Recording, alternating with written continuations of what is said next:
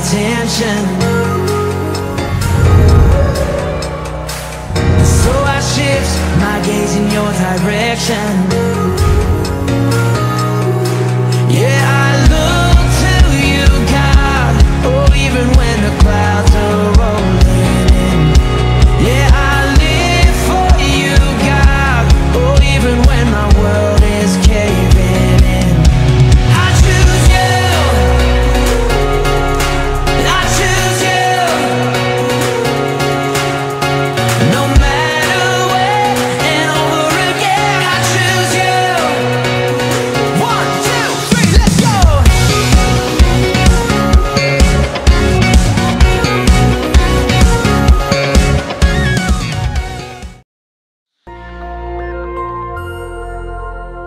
Shalom saudara sekalian, pada kesempatan kali ini kita akan membahas 3 pilar Pentakosta ketiga. Nah, salah satu karakteristik daripada umat Pentakosta adalah mereka menekankan akan tuntunan Tuhan di dalam kehidupan sehari-hari. Kalau bisa dibilang, suara hati umat Pentakosta itu mirip dengan doa Musa di dalam Keluaran 33 ayat yang ke-15. Jika engkau sendiri tidak membimbing kami, janganlah suruh kami berangkat dari sini. Kita sebagai umat Pentakosta juga menyerukan hadirat Tuhan yang terus-menerus menuntun dan membimbing kita. Sebagaimana Musa memerlukan tuntunan Tuhan dalam kesehariannya di Perjanjian Lama, kita juga melihat bagaimana gereja mula-mula dalam Perjanjian Baru melibatkan tuntunan Tuhan di dalam mengikuti kehendak dan rencana Tuhan. Di dalam Kisah Rasul pasal yang ke-15, kita melihat bagaimana gereja mula-mula menghadapi masalah ketika bangsa yang bukan Yahudi bertobat, menerima karunia keselamatan, menerima karunia Roh Kudus. Masalah timbul ketika beberapa orang Yahudi yang telah menjadi percaya berkata, orang-orang yang bukan Yahudi ini harus disunat, diwajibkan untuk mengikuti seluruh hukum Taurat. Bagaimana gereja mula-mula pada waktu itu mengikuti tuntunan Tuhan dalam permasalahan yang penting ini? Mereka mengikuti tuntunan Tuhan lewat 3 pilar, yaitu pilar Roh Kudus, pilar komunitas, pilar firman Tuhan.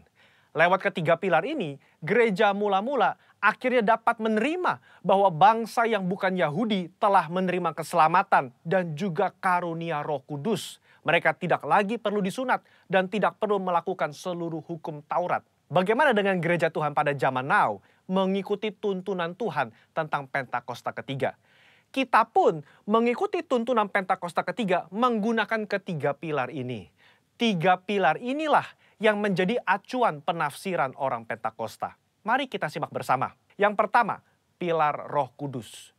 Kita melihat bagaimana kuasa Roh Kudus di Pentakosta yang pertama itu luar biasa. Dalam Kisah Rasul pasal yang kedua, Petrus berkhotbah, 3.000 orang diselamatkan. Bahkan dalam waktu 100 tahun pertama, 70% dari dunia yang dikenal pada saat itu menjadi Kristen. Tetapi amanat agung belum tuntas. Roh Kudus terus berlanjut di Pentakosta yang kedua di Azusa Street, yang menghasilkan kira-kira 700 juta jiwa. Namun amanat agung juga belum selesai.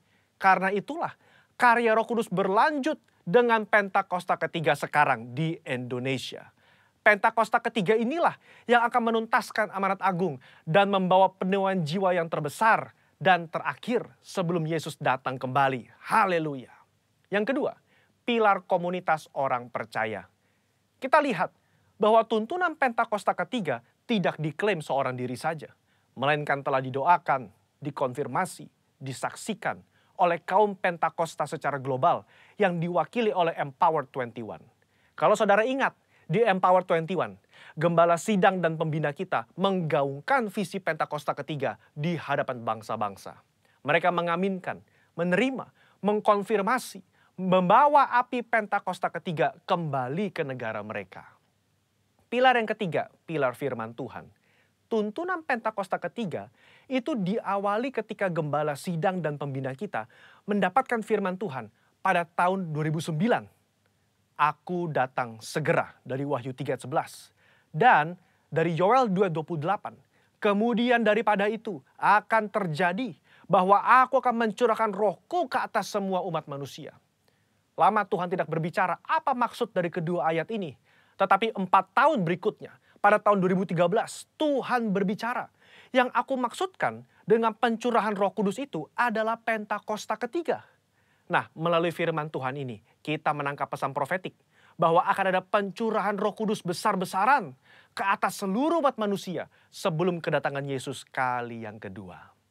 Jadi bisa kita simpulkan, Pentakosta ketiga itu yang pertama telah mengikuti tuntunan daripada Roh Kudus, telah dikonfirmasi oleh komunitas Pentakosta secara global, dan didasari oleh firman Tuhan, khususnya Yoel 2 ayat 28-32.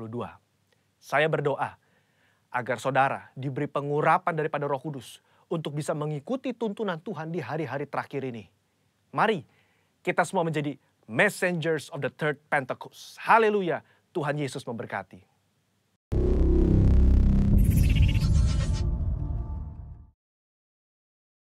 Shalom Bapak Ibu Saudara dikasih oleh Tuhan.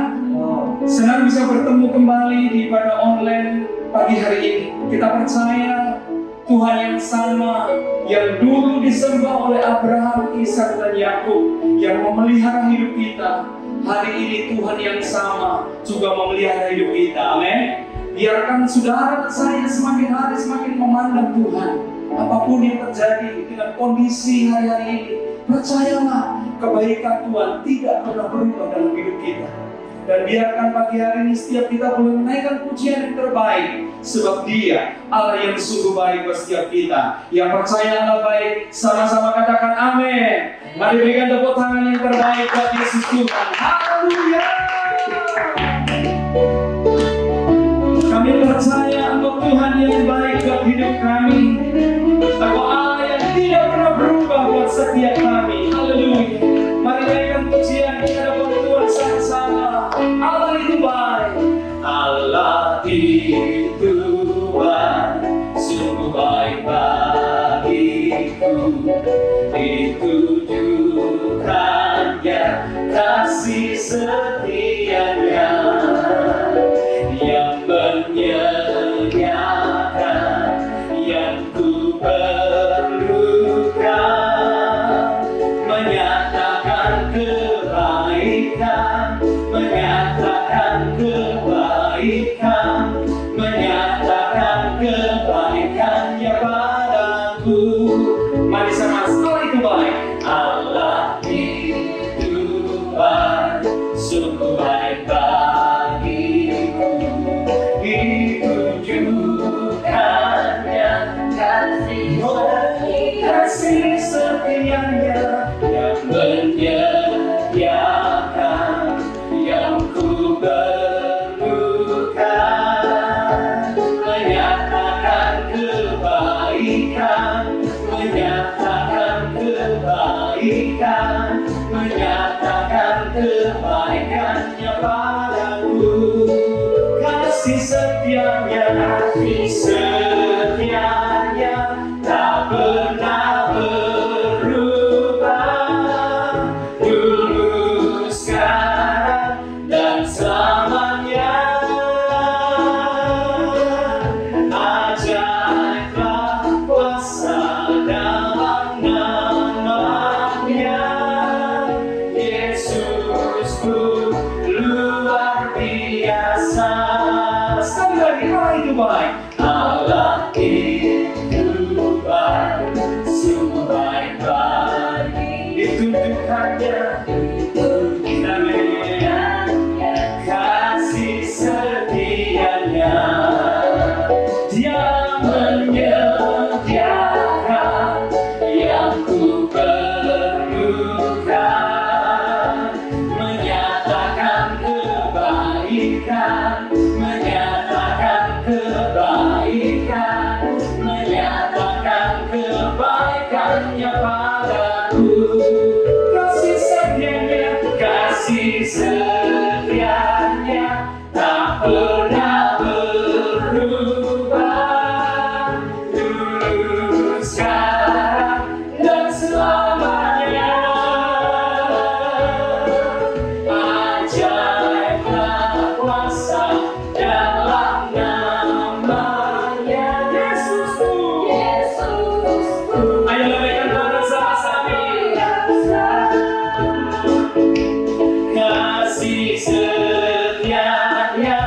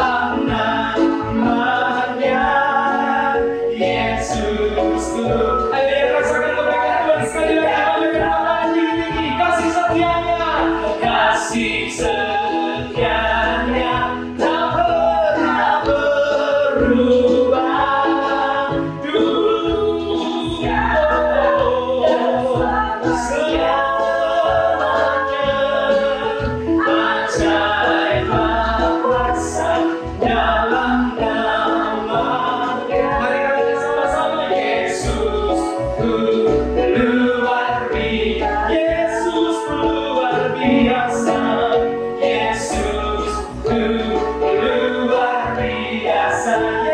Yesusku, Yesusku, luar biasa.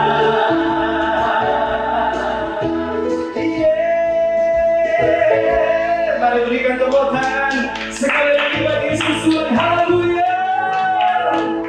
Mari kumpulkan kepala bersama-sama di hadapan Tuhan. Kami tahu Engkau Tuhan yang sungguh baik buat hidup kami. Kebaikan-Mu kekal untuk selama-lamanya buat hidup setiap umat-Mu. Buat orang-orang yang percaya dan mengandalkan Tuhan. Kami tahu Engkau Tuhan selalu mata-Mu tertuju buat setiap kami orang-orang benar. Oleh sebab itu pagi hari ini kami mengangkat tangan kami mengangkat wajah kami buka hati kami bagi-Mu. Biarkan kami belajar bersandar kepada Tuhan. Sebab kami tahu bukan karena kekuatan kami ada, tetapi karena Tuhan yang ada bersama-sama dengan kami. Terima kasih buat Tuhan yang baik. Ini pujian sembah kami. Kami rindu masuk lebih lagi dalam hadirat-Mu Tuhan. Bukan dengan kekuatanku ku dapat jalani hidupku, tanpa Tuhan yang di sampingku ku tak mampu sendiri.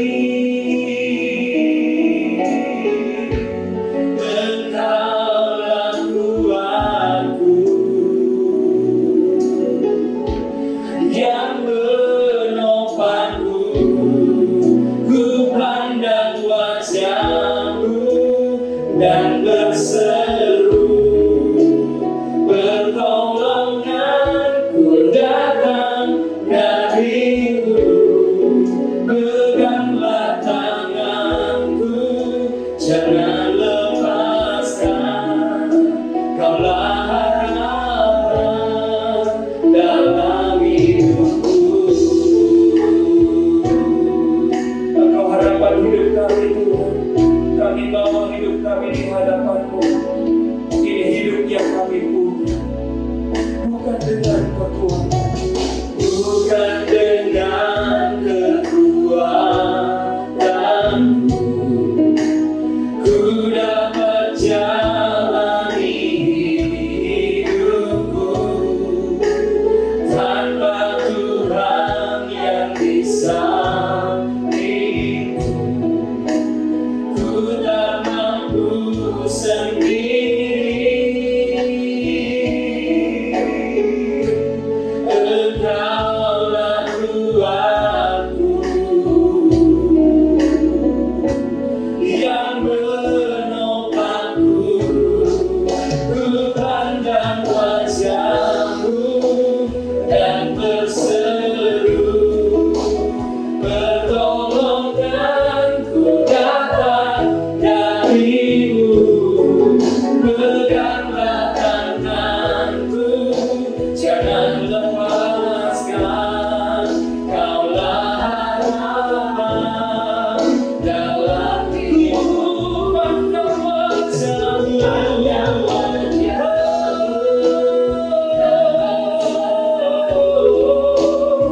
pertolonganku datang darimu. Peganglah tanganku, jangan lepaskan. Kaulah harapan dalam hidupku. Kami datang di hadapan Tuhan. Kami membawa seluruh pengharapan kami kepada-Mu. Mari sekali lagi katakan kepada Tuhan, bukan dengan kekuatanku ku dapat jalani hidupku, tanpa Tuhan yang di sampingku ku tak mampu sendiri. Engkaulah kuatku, Engkaulah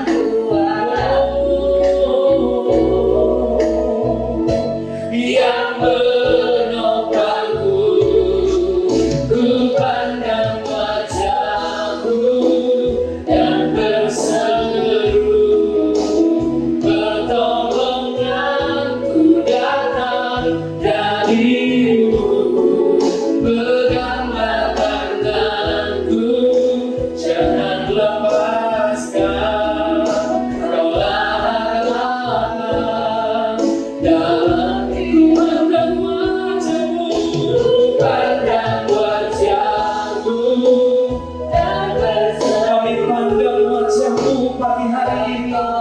Kami tahu pertolongan kami datang dari Tuhan. Jangan lepaskan, Kaulah harapan. Dalam sekali lagi, ku pandang wajah-Mu, ku pandang wajah-Mu dan berseru, pertolonganku datang dari-Mu. Peganglah tanganku, jangan lepaskan, Kaulah harapan dalam hidupku. Kami menyembah-Mu ya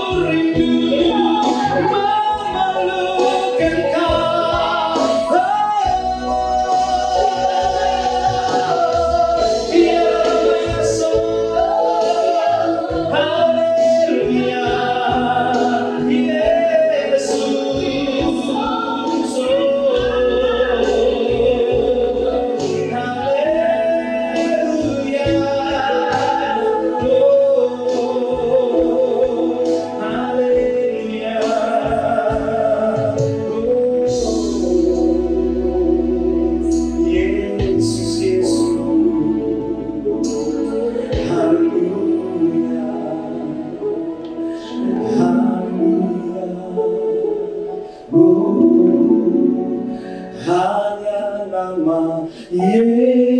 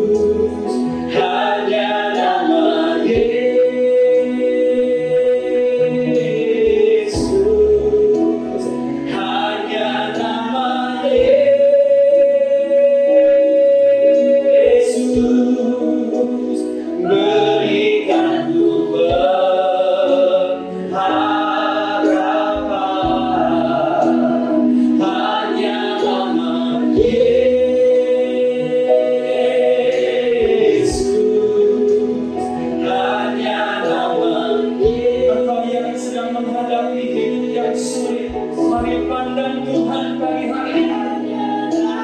Biarkan Yesus datang dan melawat hidupmu. Biarkan Yesus melawat hidupmu pagi hari ini. Haleluya. Mari semua hati, ya, hanya nama Yesus, hanya nama Yesus, hanya nama Yesus, hanya nama Yesus, hanya nama Yesus, berikan ku pengharapan, hanya nama Yesus, hanya nama Yesus, hanya nama Yesus, hanya nama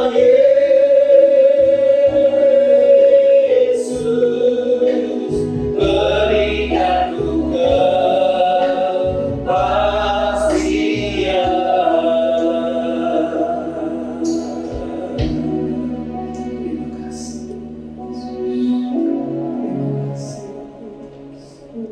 Kami rasakan roh-Mu hadir di tengah-tengah kami.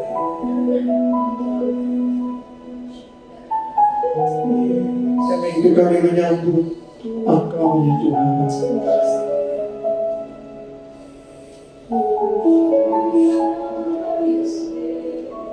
Terima kasih untuk keberadaan di tengah-tengah kami. Engkau yang tidak terbatas. Engkau yang tidak terbatas dengan waktu dan ruang. Engkau pun hadir dimanapun kami berada, dimanapun umat-Mu Engkau berada pada saat ini ya Tuhan, untuk menyaksikan, untuk menikmati pujian dan penyembahan di dalam ibadah online ini Tuhan. Sebentar kami akan mendengarkan firman-Mu. Engkau tetap bekerja. Biar setiap firman-Mu boleh menjamah setiap kami Tuhan. Urapi hamba-Mu yang menyampaikan. Biar setiap firman itu tidak akan kembali dengan sia-sia Tuhan, tapi akan melakukan apa yang menjadi tujuan dan rencana-Mu dalam hidup kami. Terima kasih ya Allah. Kau layak dipuji, Kau layak disembah. Di dalam nama, di atas segala nama, nama Tuhan Yesus, kami sudah berdoa dan mengucap syukur. Haleluya. Dan percaya dan diberkati kami, kita katakan sama-sama. Amin. Shalom Bapak Ibu Saudara sekalian yang dikasihi Tuhan. Kita bersyukur pada hari ini kita bisa bersama-sama kembali di dalam siaran online, ibadah online di Renewal.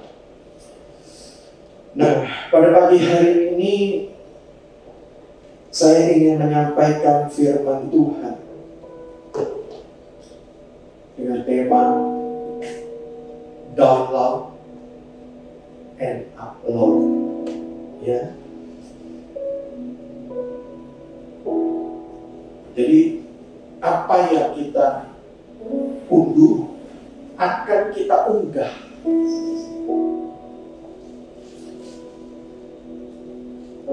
Ini sudah menjadi satu keadaan, sesuatu kenyataan. Apa yang sering kita konsumsi itu akan menjadi apa yang akan kita keluarkan atau hasilnya.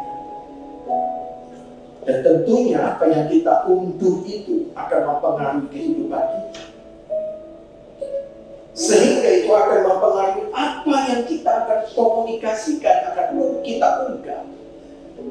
Dan itu dapat mempengaruhi orang-orang yang mendengar. Nah, Bapak Ibu sekalian yang kasih Tuhan, Kita akan lihat dari Bilangan pasal yang ke-13.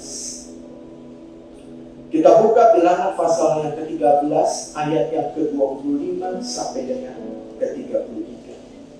Ini bercerita atau kisah tentang 12 orang Israel yang mengintai tanah perjanjian. Selama 40 hari mereka mengintai, sehingga mereka kembali dan mereka mereport apa yang mereka lihat di sana. Bapak Ibu Saudara sekalian, kita akan mulai baca di dalam ayat yang ke-25 sampai dengan ke-33. Bilangan pasal yang ke-13 ayat 25 sampai 33. Demikian firman Tuhan. Sesudah lewat 40 hari, pulanglah mereka dari pengintaian negeri itu, dan langsung datang kepada Musa, Harun dan segenap umat Israel di Kades, di padang gurun Padan. Mereka membawa pulang kabar kepada keduanya dan kepada segenap umat itu, dan memperlihatkan kepada sekaliannya hasil negeri itu. Hasil negeri itu luar biasa. Mereka bawa setandan anggur yang dimana mereka tidak sanggup untuk membawa anggur itu satu orang sendirian. Perlu ada orang yang membantu. Mereka menceritakan kepadanya, kami sudah masuk ke negeri kemana kau suruh kami, dan memang negeri itu berlimpah-limpah susu dan madunya, dan inilah hasilnya. Ini adalah janji Tuhan yang diberikan kepada nenek moyang mereka Abraham, dan sebentar lagi mereka akan memasuki negeri itu. Tinggal selangkah lagi mereka akan memperoleh apa yang Tuhan janjikan kepada Abraham. Tapi kita lihat kelanjutan. Ayat yang ke-28 berkata, garis bawahi, hanya bangsa yang diam di negeri itu kuat, dan kotanya berkubu dan sangat besar. Juga keturunan Enak telah kami lihat di sana. Keturunan Enak ini adalah orang-orang raksasa. Orang Amalek diam di tanah Negeb, orang Het, orang Yebus, dan orang Amori diam di pegunungan. Orang-orang Kanaan diam sepanjang laut dan sepanjang tepi Yordan. Mereka berbicara tentang orang-orang bangsa-bangsa yang ada di tanah perjanjian itu. Mereka orang-orang kuat, orang-orang perkasa, orang yang tidak mudah untuk dikalahkan. Kemudian Kaleb mencoba menerangkan hati bangsa itu di hadapan Musa. Katanya, tidak, kita akan maju dan menduduki negeri itu sebab kita pasti akan mengalah. Tetapi orang-orang yang pergi ke sana bersama-sama dengan dia berkata, kita tidak dapat maju menyerang bangsa itu karena mereka lebih kuat daripada kita. Perhatikan saudara-saudara, Kaleb dan ke-10 orang lainnya. Yang satu, Kaleb berbicara tentang optimisme. Yang 10 berbicara tentang pesimisme. Mereka pesimis.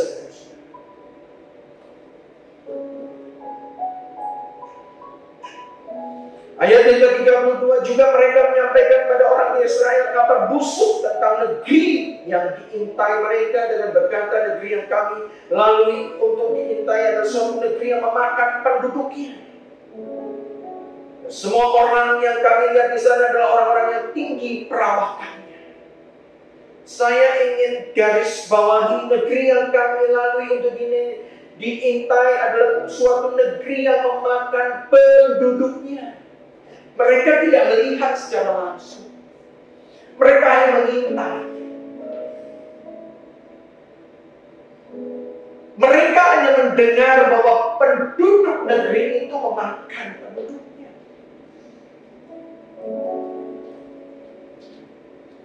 Ada kanibalisme di sana. Nah, Bapak Ibu sekalian, situ. Ini mengandung hoax. Kita sekarang sedang banyak lihat di negeri kita banyak hoax bertebaran. Dan itu mempengaruhi keadaan dari bangsa ini.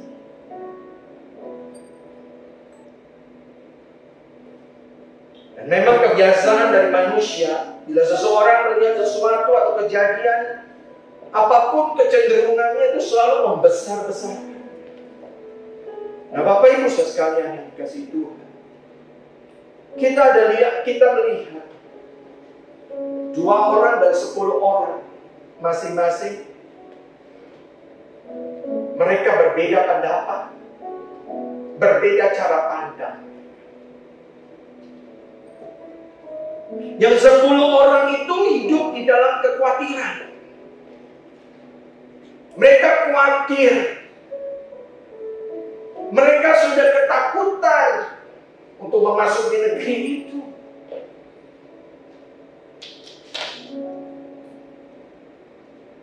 Nah, Bapak Ibu sekalian yang dikasihi Tuhan, inti dari kekhawatiran, orang yang khawatir adalah kurang percaya, tidak beriman, imannya tidak teguh, imannya tidak kokoh. Nah, kalau kekhawatiran ini terus terjadi dan dibiarkan di dalam hati seseorang, khawatir ditambah dengan iman yang tidak percaya, tidak memiliki keyakinan yang kuat, itu akan menghasilkan yang namanya ketakutan.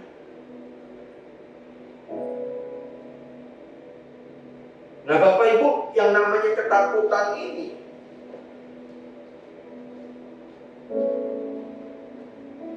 disebabkan oleh faktor internal.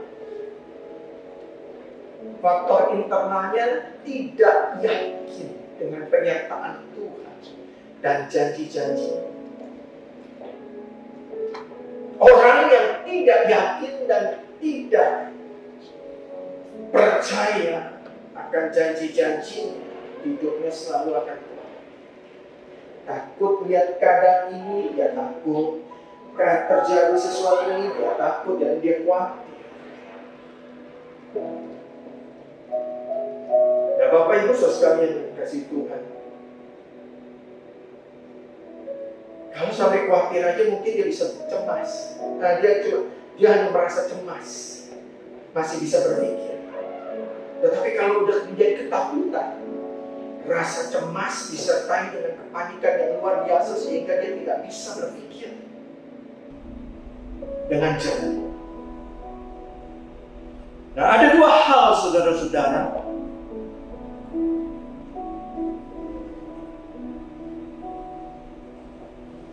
yang mempengaruhi kehidupan kita. Kekhawatiran, ketidakpercayaan kita. Yang pertama dari diri kita sendiri, faktor internal, dan yang kedua adalah faktor dari eksternal. Pengaruh dari luar, saudara. Itu terjadi dari apa yang sering kita unduh, yang masuk dalam diri kita. Apa yang kita sering download di dalam kehidupan kita? Apa yang sering masuk melalui indera kita?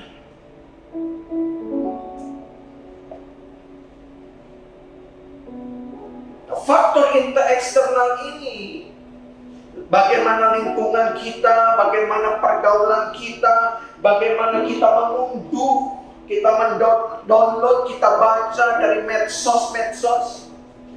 Ini faktor yang selalu mendominasi di dalam kehidupan manusia saat ini.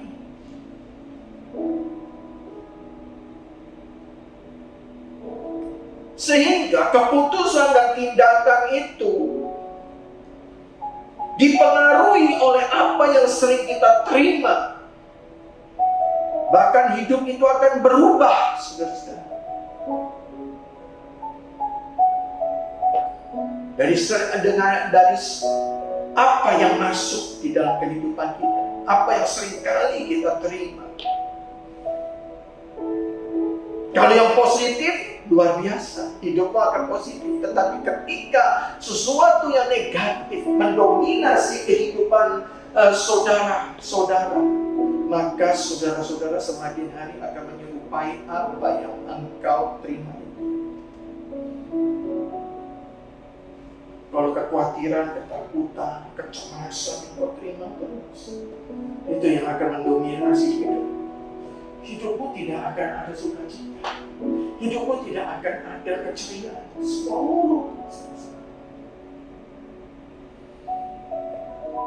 Nah, ada dua hal, saudara-saudara, yang menjadi pintu masuk atau pintu unduh di dalam kehidupan kita. Dan satu, pintu upload. Yang pertama, dua pintu download itu adalah mata dan telinga kita. Dan pintu uploadnya itu adalah mulut. Apa yang kita unggah itu akan terjadi dari apa yang kita terima, diproses dalam pikiran kita, alam bawah sadar kita. Kemudian kita akan upload melalui mulut kita. Apa yang keluar dari mulut itu keluar dari hati. Nah, Bapak Ibu saudara sekalian yang dikasihi Tuhan,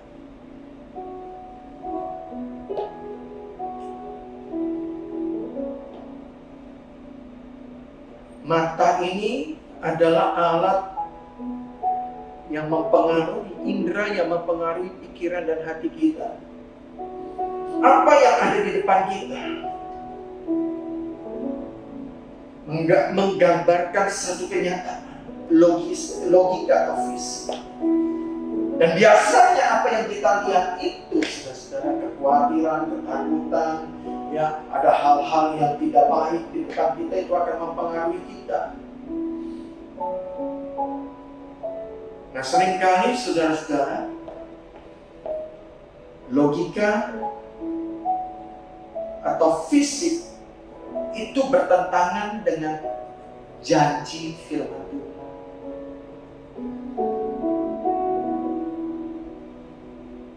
Sama seperti bangsa Israel mereka melihat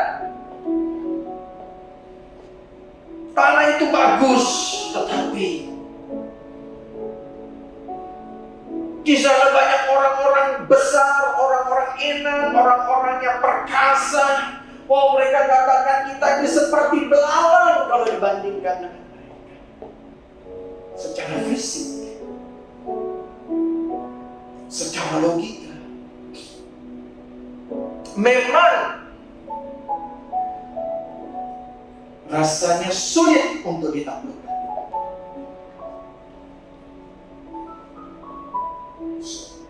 Dan ini bertentangan dengan firman Tuhan. Karena firman Tuhan katakan, tundukkanlah itu, taklukkanlah itu, saudara. Dan satu kenyataan, saudara-saudara, ketika kita mulai memegang dan berdiri di atas janji firman Tuhan,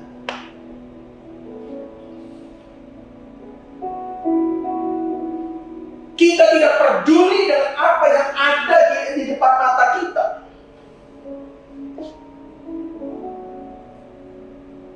Tantangan atau kendala apapun, sebesar apapun, gelombang besar apapun, gunung yang tinggi apapun, saudara. Tetapi kalau saudara-saudara dan saya memegang janji firman Tuhan, dan Tuhan sudah berjanji di dalam kehidupanmu,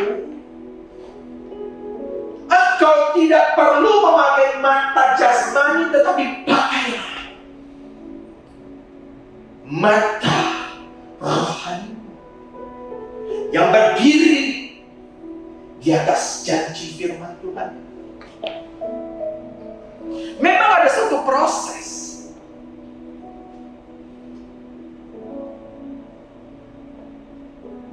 Pakai mata imanmu dengan satu keyakinan, saudara-saudara. Proses by proses itu akan terus terjadi sampai saat penggenapan.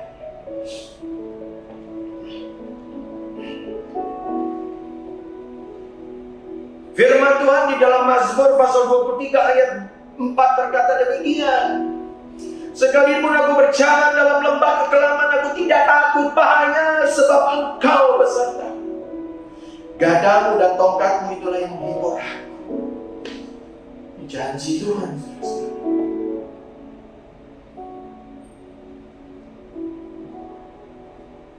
Bangsa Israel, 10 orang Israel yang menjadi pengintai, saudara. Saat mereka mengintai tanah perjanjian yang luar biasa, itu adalah janji Tuhan ada di depan mata mereka. Mereka lebih berpegang kepada apa yang dilihat mereka daripada janji Tuhan.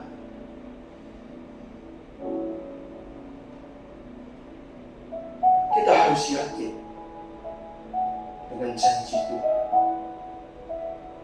daripada apa yang kita lihat. Karena janjinya ya dan amin, dan pasti digenapi oleh Tuhan tanpa bisa dihalangi oleh tantangan atau kondisi apapun. Saya mau katakan sekali lagi, janji Tuhan ya dan amin pasti digenapi oleh Dia tanpa bisa dihalangi oleh tantangan atau kondisi apapun, ketika engkau memiliki iman, ketika engkau yakin berdiri di atas janji Tuhan. Kita harus meraih satu keyakinan atas akan firman Tuhan itu dapat terjadi. Bapak Ibu saudara sekalian yang dikasihi Tuhan,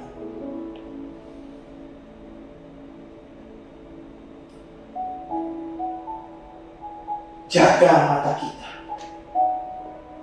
agar mata kita tidak setiap kali melihat apa yang kita lihat.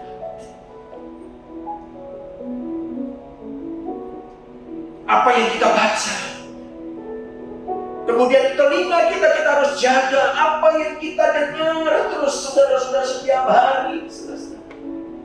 Itu akan mempengaruhi kehidupan kita.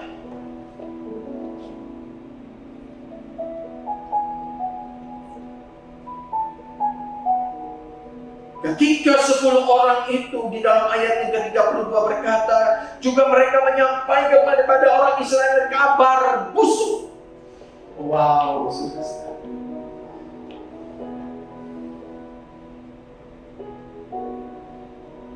Apa yang kau katakan itu akan mempengaruhi orang lain juga. Sehingga apa yang kau download dan kau unggah itu akan mempengaruhi banyak orang.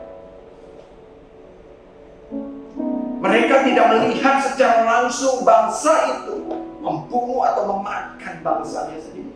Mereka hanya mendengar. Jadilah bijak memakai telinga kita, saudara.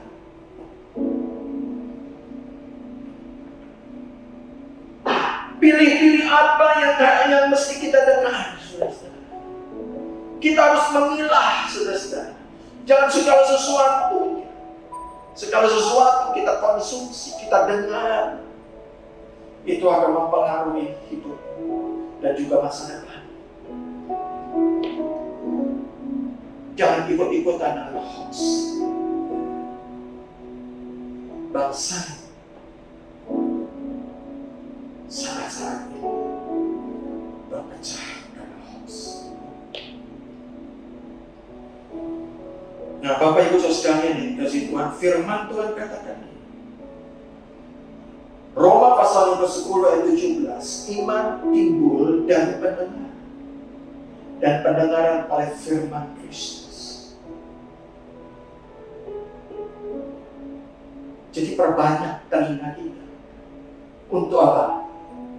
Mendengar firman, mendengar hal-hal yang positif, mendengar hal-hal yang baik, mendengar hal-hal yang penuh sukacita, mendengar hal-hal yang mendatangkan damai sejahtera. Tinggalkan semua itu. Lebih banyak merenung, membaca dan merenungkan firman Tuhan akan membawa iman kita semakin teguh, keyakinan kita semakin kuat, akan membawa kita, hidup kita berjalan dengan janji-janji Tuhan, dan janji-janji Tuhan akan membawa kehidupan kita lebih baik, lebih indah, sukses dan berhasil.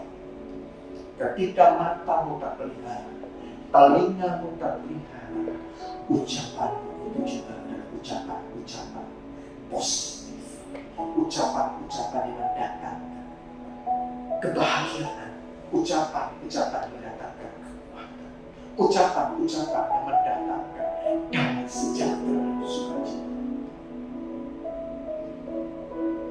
Kalau hatimu dipenuhi dengan hal-hal yang positif, hal-hal yang baik, hal-hal yang perlu damai sejahtera sukacita,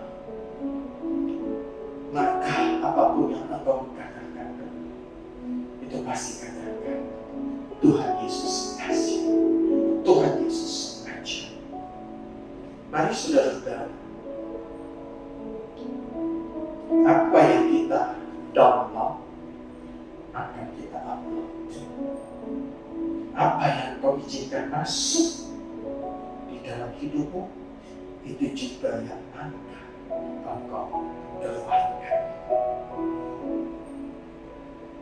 Mari kita jaga hati kita, mari kita jaga indera kita, mari kita jaga pikiran kita dengan apa? Dengan memelihara dan menjaga mata dan telinga kita, dan menjaga mulut kita, maka kehidupan kita akan berhasil. Amin. Mari kita naikkan satu pujian. Seperti fajar pagi hari yang tiada pernah bersinar, cintamu seperti sungai yang mengalir, dan tidak pernah dalam kasih-Mu. Jadimu seperti fajar pagi hari yang tiada pernah bersinar, cintamu seperti sungai yang mengalir, dan engkau bernama dalam kasih-Mu. Firman-Mu sudah disampaikan Tuhan, dan setiap firman yang disampaikan itu boleh menyadarkan kami agar kami boleh menjaga mata, telinga, dan mulut kami ya Tuhan. Biar kami, apa yang kami mulai saat ini, kami boleh belajar untuk memilih apa yang harus kami terima Tuhan. Terima kasih untuk pagi hari ini. Segala pujian, hormat, dan kemuliaan hanya bagi Kami. Mari kita angkat kedua tangan. Berkat damai sejahtera dan sukacita dari tahta Allah Bapa selalu dan senantiasa memenuhi kehidupan kita di dalam Kristus Yesus Tuhan oleh Roh Kudus yang menuntut, memimpin kita, yang membawa kita untuk berjalan dalam setiap janji-janji Tuhan dan menggenapi janji-janji-Nya itu akan terjadi, sehingga damai sejahtera sukacita Tuhan mengalir dalam kehidupan kami dan keluarga kami dimanapun kami berada, mulai dari saat ini sampai Maranatha. Tuhan Yesus datang kedua kali menjemput kita di bawah Bapa, akan sampai selama-lamanya kita hidup dalam kerajaan kekal yang percaya dan berkati. Sama-sama kita katakan, amin. Tuhan memberkati kita semua.